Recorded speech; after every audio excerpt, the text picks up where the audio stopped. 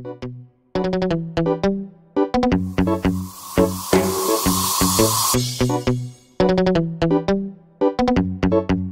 Fresh on the track.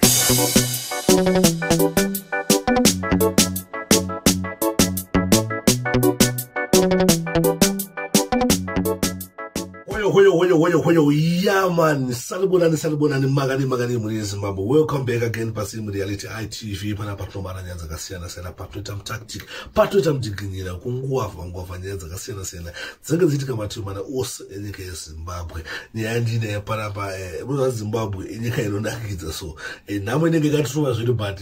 ukapinda pa social media unobvoka stress kumbonakidzwa nezvinenge zvichitika ipapo pane post irapo iyo post ya Prophet Passion Java yaitira kuti mudiwa na baba harare unoda kuitani then bazasi bacho muri kuona bazochinja statement akati zvoni ayo baba harare na maraba unoda kuitani question yacho amene zvakaitwa ayo inoona nge sound childish chi but ndozvikutoitika izvozvo but iye ukaona sound childish but attack Hondo Prophet anoda Hondo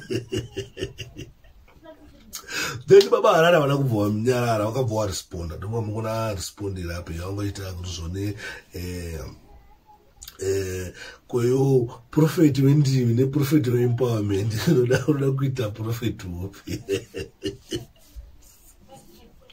sa izvo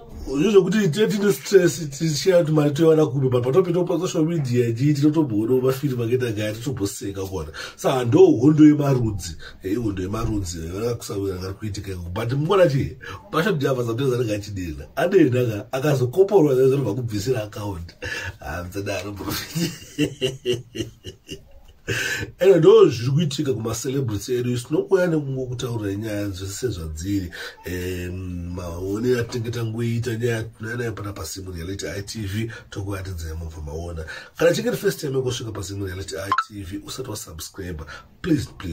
usabve pana pasina subscribe don't forget to subscribe Zimu Reality ITV so that haupotswe nemalatest haupotswe nezvinhu zvatinomwaya panapa zvatinokanda uyezve kwachingosina kulika Facebook page yedu iri paFacebook rakanzi DJ Sparks Zimu Reality ITV kana waenda ikoko onolike futi kune imwe information yatinombokana ikoko zvedu thank you